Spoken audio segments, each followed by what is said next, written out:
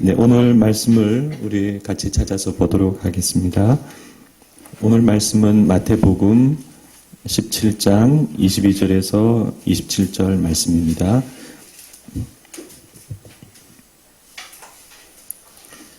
네, 마태복음 17장 22절에서 27절 말씀입니다.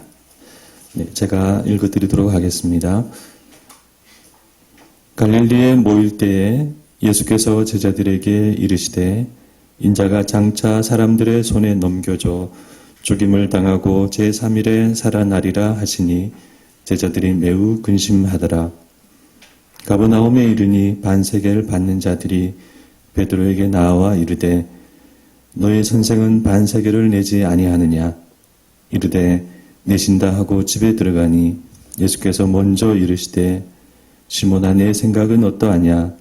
세상 임금들이 누구에게 관세와 국세를 받느냐? 자기 아들에게냐 타인에게냐? 베드로가 이르되 타인에게니이다. 예수께서 이르시되 그렇다면 아들들은 세를 면하리라. 그러나 우리가 그들이 실족하지 않게 하기 위하여 내가 바다에 가서 낚시를 던져 먼저 오르는 고기를 가져 입을 열면 돈 1세겔을 얻을 것이니 가져다가 나와 너를 위하여 주라 하시니라. 아멘. 네, 오늘 이 말씀을 가지고 성전세 반세겔의 감사라는 제목으로 말씀을 나누고자 합니다. 추수감사절은 신앙의 자유를 찾아 미국으로 건너간 청교도들이 그 해에 감격스러운 첫 수확을 하나님께 드린 날에서 출발했습니다. 이 추수감사절은 미국에서는 11월 넷째 주일에 지키고 우리나라에서는 한 주 빠른 11월 셋째 주일에 지킵니다. 그런데 추수감사절을 11월 셋째 주일에 지키는 것은 시기적으로 좀 늦은 감이 있고 또 교회력으로도 정해진 것이 아니어서 지금은 많은 교단이나 교회들이 조금 자유롭게 날짜를 정하고 있습니다. 그래서 저희는 오늘 11월 첫 주로 예배를 드리게 되었습니다. 성경적으로 보면 구약 3대 절기의 하나인 수장절이 추수감사절에 해당됩니다. 6월절과 오순절, 수장절 같은 이 구약 절기들은 신약에서 꼭 지킬 필요는 없지만 한 해의 추수와 한 해의 모든 감사를 하나님께 정하여 드리는 것은 우리가 계속 지켜가야 할 좋은 신앙 전통이라고 생각합니다. 그래서 우리는 오늘 감사 제목과 감사 예물을 하나님께 올렸습니다. 주보에 실리지 않은 우리의 모든 감사 제목도 하나님께 올려진 줄 믿습니다. 대개 추수감사 예배 때에는 감사를 주제로 설교 본문을 따로 정하는 것이 일반적입니다. 그런데 감사하게도 오늘 순서의 마태복음 본문 안에 감사의 의미가 담뿍 담겨 있습니다. 그래서 계속 이어서 설교할 수 있어서 더 감사합니다. 오늘 본문은 베드로에게 일어난 개인적인 사건인데 이 사건 안에 어떤 감사의 의미가 들어있는지 우리가 살펴보고 은혜를 받고자 합니다. 예수님께서 변화산에서 내려오시고 또 그 직후에 있었던 제자들의 믿음 실패 사건도 지나고 이제 예수님과 제자들은 다시 갈릴리로 돌아왔습니다. 이제 이 갈릴리를 거쳐서 예루살렘으로 이제 올라가게 됩니다. 예수님과 제자들은 갈릴리에서 잠시 조용한 시간을 가지는데 그때 예수님은 제자들에게 또다시 자신의 순환과 죽음에 대한 말씀을 하셨습니다. 두 번째로 이 말씀을 예고하신 것입니다. 제자들이 처음에 이 말씀을 들었을 땐 그것이 큰 충격이었는데 이제 두 번째로 들으니 그 충격이 현실이 되고 또 큰 근심이 되었습니다. 인자가 장차 사람들의 손에 넘겨져 죽음을 당하고 제3일에 살아나리라 하시니 제자들이 매우 근심하더라. 이제 이런 두렵고 불안하고 근심스러운 분위기 속에서 오늘 사건이 이제 일어납니다. 예수님과 제자들이 가버나움에 이르자 예수님과 제자들을 잘 알고 있던 그곳에서 성전세를 거두는 한 사람이 베드로에게 와서 성전세를 요구하였습니다. 너희 선생은 반세겔을 내지 않느냐? 유대 성인들은 매년 반세겔을 성전세로 의무적으로 내야 합니다. 이것은 출애굽기 시대부터 내려온 오래된 전통인데 20세 이상의 성인 남자는 생명의 속전으로 1년에 반세겔을 내도록 되어 있습니다. 이 반세겔은 두 데나리온이라고 해서 이틀치 품삯에 해당됩니다. 나중에 회막이 사라지고 성전이 세워지자 이 반세겔은 성전을 위하여 드리는 성전세가 되었습니다. 베드로는 성전세를 요구하는 사람에게 이렇게 짧게 말합니다. 내신다. 그리고 베드로는 예수님이 계신 집으로 들어갑니다. 그러자 그렇게 들어오는 베드로의 모습을 예수님께서 보시고 먼저 이렇게 말을 걸어주셨습니다. 시몬아, 내 생각은 어떠하냐? 그리고 예수님은 성전세에 대하여 말씀해 주셨습니다. 그것은 왕의 아들은 세금을 내지 않는 것처럼 하나님의 아들들도 세금을 내지 않는다는 것입니다. 네, 맞는 말씀이죠. 왕의 아들들은 세금을 내지 않죠. 이것이 성전세에 대한 예수님의 입장이었습니다. 비록 처음에 그것은 회막과 성전의 필요를 위하여 제정되었지만 지금은 성전 제도가 정착이 되어서 많은 11조와 헌물 등 많은 재원이 있기 때문에 그것을 그렇게 별도로 계속 거둘 필요가 없다고 생각하신 것 같습니다. 여기서 우리는 예수님이 율법과 전통을 어떻게 보시는가 그 기본 방향을 알 수 있습니다. 예수님은 전에 내려온 율법과 전통을 그대로 지키는 분이 아니라 그 의미와 취지와 본질을 아시고 그 본질에 맞게 지키는 분이라는 사실입니다. 네, 성경 말씀이든 무슨 전통이든 무슨 규정이든 본질에 맞게 현실에 맞게 그것을 지키는 것이 좋은 것이죠. 무조건 지키고 기계적으로 지키고 전통이니까 지키고 그런 것은 하나님이 원하시는 뜻이 아닙니다. 그래서 성경을 살펴보면 이런 내용을 사도 바울이 가장 잘 이어받아서 가르쳤습니다.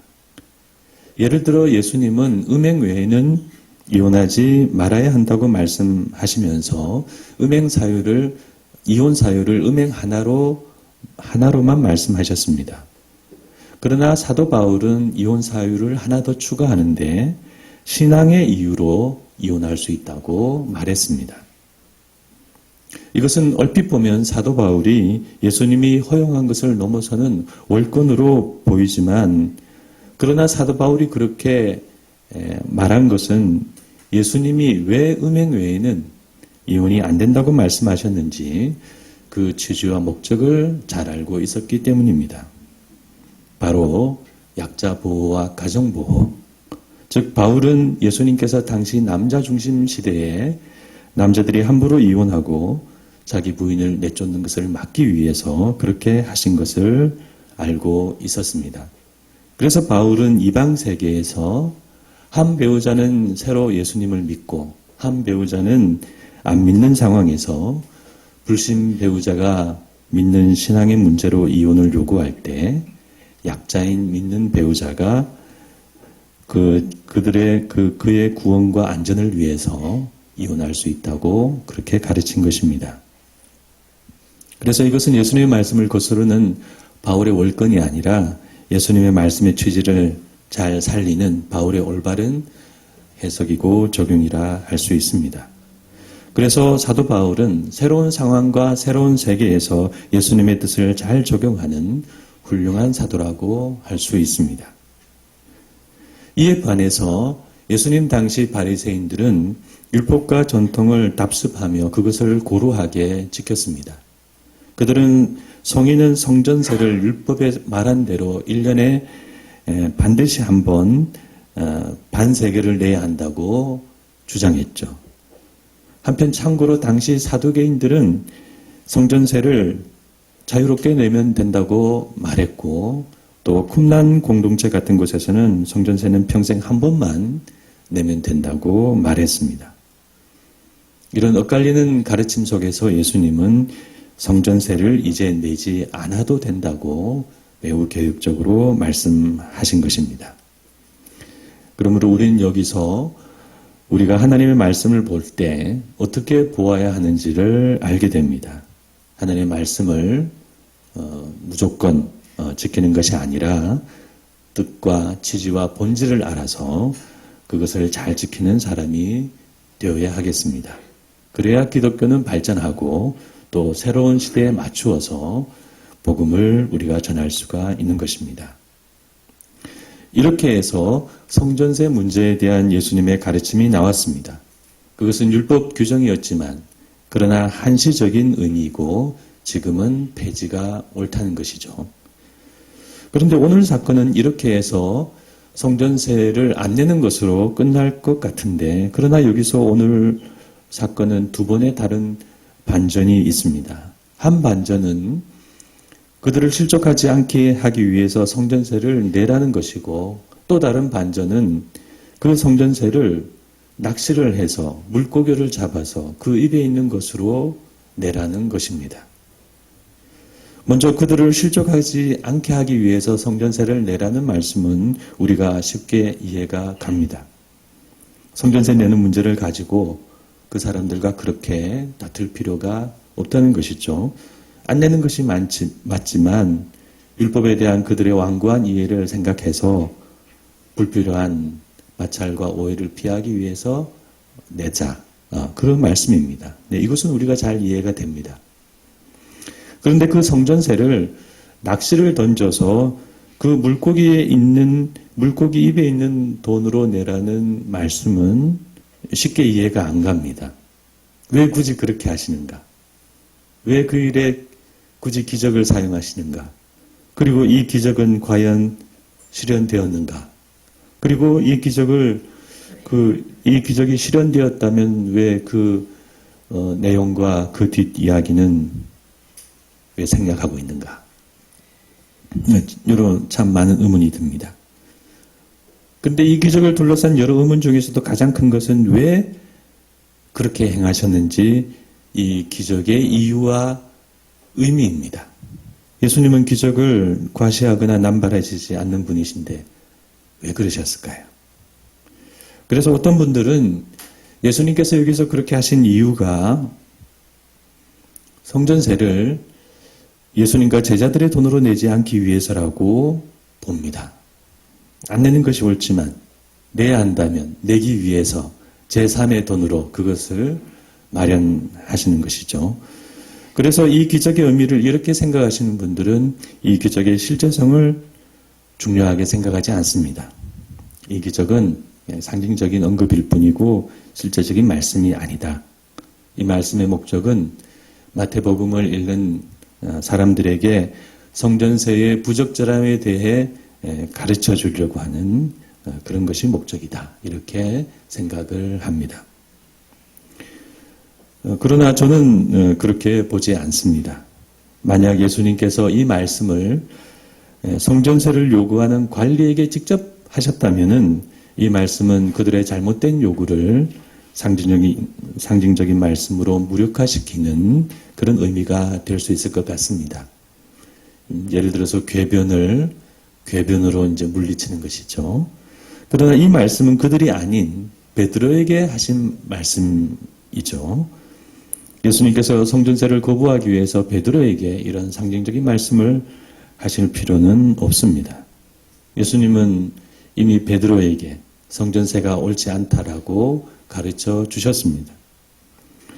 그러므로 저는 예수님께서 이 기적을 실제적인 의미로 말씀하셨고, 그래서 베드로는 실제로 고기를 잡으러 바다로 갔고, 그래서 실제로 고기를 잡았고 그 동전을 구했다고 믿습니다. 우리가 이와 같은 작은 기적을 믿지 못할 이유는 없죠. 한편 마태가 이 기적의 실현과 성전세를 납부한 뒷이야기를 생략한 것은 아마도 이 사건을 독자들에게 좀 더 각인시키기 위해서 일부러 생략한 문학적인 의도가 아닌가 그렇게 생각을 합니다. 그러므로 저는 이 기적의 의미를 옳지 않은 성전세를 납부하기 위한 제3의 방법이라고 생각하지 않습니다. 그렇다면 이 기적의 의미는 무엇일까요? 네, 저는 이 기적의 의미는 베드로 개인을 위한 예수님의 위로이자 격려라고 믿습니다. 이 기적은 베드로를 위한 개인적인 기적입니다. 그래서 그런 개인적인 의미이기 때문에 이 기적은 복음서 안에서 한 번만 언급되는 특수 기적인 것 같습니다. 베드로는 지금 예수님을 제자로서 거의 3년간 지금 따라다니고 있습니다. 짧다면 짧고 길다면 긴 세월입니다. 그동안에 수많은 일이 있었습니다. 놀랍고 다 이해하지 못하는 그런 일들이 너무도 많았죠. 그 중에 최근에 1년의 일들은 더욱 그렇습니다. 그런데 지금 베드로의 마음속을 가득 채우고 있는 것은 단 한 가지입니다. 예수님께서 이제 예루살렘에 올라가셔서 죽으신다는 바로 그 말씀입니다. 이것은 예수님을 하나님의 아들로 고백하고 따르는 베드로에게 허탈과 좌절과 혼란을 안겨준기에 충분합니다. 3년이나 예수님을 따라다니는데 예수님은 어떻게 되고 또 나는 어떻게 될 것인가? 베드로는 두렵고 힘들었을 것입니다. 베드로는 그런 고민을 하면서 지금 공교롭게도 가버나움 자기 집에 있습니다. 예수님이 일행이 가버나움에 방문을 하면 대체로 베드로의 집에 머물곤 했죠. 그래서 지금 베드로는 자기 집에서 과거 예수님을 모르던 시절에 그저 고기만 잡던 옛날로 돌아가고 싶은 그런 마음이 문득 들었는지도 모릅니다. 더구나 예수님을 따라다닌 일은 물질적으로 아무 소득이 없는 힘든 일이었습니다. 가난하고 초라한 생활의 연속이었죠. 3년이라는 시간이 흘렀지만 어떻게 보면 아무것도 없고 암울하기만 합니다. 성전세를 받으러 온 사람에게 내신다라고 짧게 말하고 들어오는 베드로의 모습에서 그런 초라한 모습이 보이는 것 같습니다. 한편 예수님은 예수님대로 제자들의 그런 마음과 어두운 얼굴을 모르지 않으셨을 것입니다. 그런 마음과 분위기는 우리 같은 범인도 충분히 알 수 있는 것이죠. 그래서 지금 예수님은 집으로 들어서는 베드로에게서 그와 같은 모습을 보신 것 같습니다. 지금 예수님과 제자들 사이에, 예수님과 베드로 사이에 성전세를 내냐 안 내냐, 성전세를 내는 것이 맞나 안 맞나 하는 이런 문제는 중요하지 않습니다. 세금 같은 성전세, 그 가치와 적절성에 대해 길게 말하지 않으셔도 되죠. 그러나 예수님은 지금 이것이 베드로와 이야기를 나누는 좋은 소재가 될 수 있다고 생각하신 것 같습니다. 그래서 예수님은 베드로에게 먼저 말을 건네십니다. 시몬아, 내 생각은 어떠하냐? 세상 임금들이 누구에게 관세와 국세를 받느냐? 비록 마음이 무겁고 어두운 베드로이지만 예수님의 이와 같은 부드러운 말씀에 베드로의 마음 문이 열리게 된 것 같습니다. 그래서 대답을 하죠. 타인에게입니다. 베드로는 잠시 고민을 잊고 예수님의 질문에 대답을 합니다. 예수님은 참으로 우리 마음을 아시고 우리 마음의 문을 여시는 분이십니다. 우리가 이런 예수님의 모습을 본받기를 원합니다. 예수님은 요한복음에서도 이런 인상적인 대화를 하신 일이 있습니다. 음행 중에 잡힌 여인이 부끄러움과 죄의식에 사로잡혀 입을 닫고 있을 때 그 여인의 입을 열게 하신 예수님의 질문은 이것이었습니다. 여자여, 너를 고발하던 자들이 어디 있느냐? 너를 정죄하던 자가 없느냐? 저는 이 예수님의 말씀이 한없는 부드러운 말씀이었다고 생각합니다. 여러분들도 자기 죄를 아는 사람을 만나면 부드럽게 말씀해 주시기를 바랍니다. 우리가 성경 말씀을 보고 이런 행동 하나하나를 본받는 것이 예수 믿는 모습입니다. 이 예수님의 질문은 그 여인이 유일하게 대답할 수 있는 질문이었다고 생각합니다. 그 여인은 그 자리에서 그저 죽고 싶은 마음뿐이었을 것인데 예수님은 이렇게 그 여인의 마음의 문을 여시고 그 여인과 대화하시고 그 여인을 구원해 주셨습니다. 그래서 우리도 이런 주님의 모습을 본받기를 원합니다. 그러므로 오늘 본문에서도 베드로를 향해 예수님의 그와 같은 모습이 나타나고 계십니다. 시몬아, 내 생각은 어떠하냐? 예수님은 성전세에 대해 짧은 말씀을 해주시고 이어서 베드로를 위하여 한 작은 기적을 베풀어 주셨습니다. 바다에 가서 낚시를 던져라. 그러면 먼저 잡은 물고기가 올라올 것인데 거기에 동전이 있을 것이다. 저는 이 기적의 의미가 베드로에게 있다고 믿습니다. 지금 현재 대부분의 주석들은 이 기적의 이유와 의미에 대해서 적당한 설명을 하지 못하고 있습니다. 주석들은 성전세에 대해 설명하고 반세겔에 대해 설명하고 물고기 입에서 동전을 얻는 보물을 발견하는 그런 고대 이야기들을 소개하고 이 기적의 실제성에 대해서 논하고 그렇지만 이 기적이 사실이라면 왜 주님께서 이 기적을 행하셨는지 그 이유와 목적에 대해서는 잘 설명하지 못합니다. 네, 당연하죠. 그것은 이 기적이 예수님과 베드로 사이의 개인적인 사건이고 이 기적도 개인 기적이기 때문입니다. 그래서 예수님과 베드로 사이에 오고 간 그 날의 마음과 생각들을 학문이나 신학으로 설명하기 어려운 것입니다. 여러분, 베드로가 예수님의 말씀을 듣고 갈릴리 바다에 가서 그 물고기를 잡았을 때 베드로가 어떤 마음이 들었을까요? 베드로는 그 바다에 갈 때까지는 몰랐을지도 모릅니다. 왜 그렇게 예수님이 말씀하셨는지. 그러나 그 물고기를 잡는 순간에 베드로는 이 작은 기적을 자기를 위하여 베풀어 주신 것이다라고 깨달았을 것입니다. 초라한 현실, 두려운 앞날, 그런 마음에 휩싸인 자신을 예수님께서 아시고 위로하시고 일으키시기 위해서 이 기적을 베푸셨구나. 그렇게 깨달았을 것입니다. 네, 예수님은 베드로의 마음을 알아주셨습니다.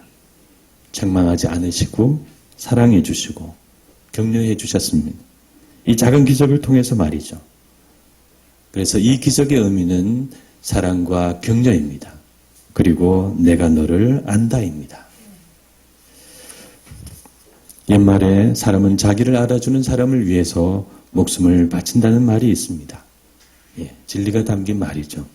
그러므로 베드로가 끝까지 주님을 따라간 것입니다. 어렵고 힘들 때마다 주님께서 자기 자신을 알아주시는 이 작은 빛과 사랑이 있었기 때문에 베드로는 모든 고난과 어려움을 헤치고 십자가를 향하여 나아갔습니다. 한 해를 돌아보며 감사하는 이 시간, 우리는 예수님께 무엇이 감사할까요?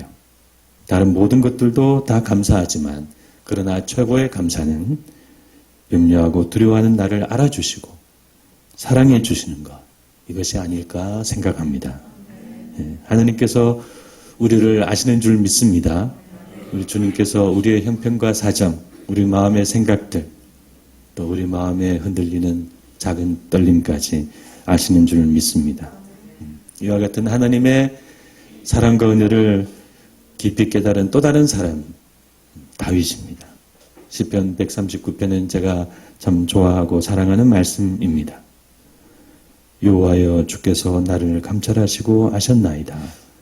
주께서 나의 안고 일어섬을 아시며 멀리서도 나의 생각을 통촉하시오며 나의 길과 눕는 것을 감찰하시며 나의 모든 행위를 익히 아시오니 여호와여, 내 혀의 말을 알지 못하시는 것이 하나도 없으시니이다.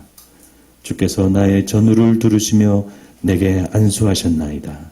이 지식이 내게 너무 기이하니 높아서 내가 능히 미치지 못하나이다. 무한하신 하나님께서 너무도 작은 우리를 살피시고 아신다는 이 지식은 너무 기이한 지식입니다. 아무쪼록 주님께서 여러분의 사는 모든 날 동안 여러분을 알아주시고 여러분들에게 언제나 이 반세계를 기적으로 함께하여 주시기를 간절히 축원합니다. 네, 기도하시겠습니다. 네.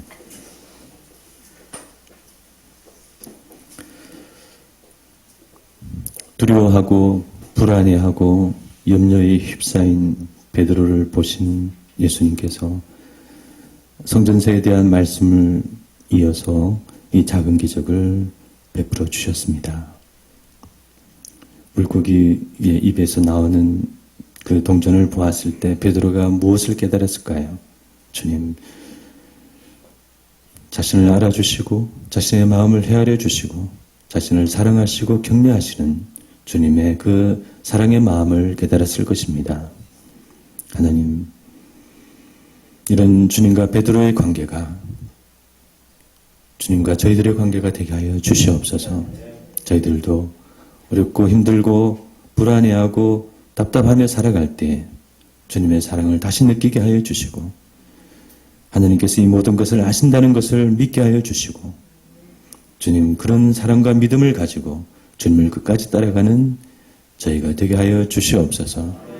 주님, 오늘 이 추수감사로 하나님 앞에 예배드리는 이 시간 저희들을 사랑해 주시고 알아주신 주님을 찬송합니다. 감사합니다.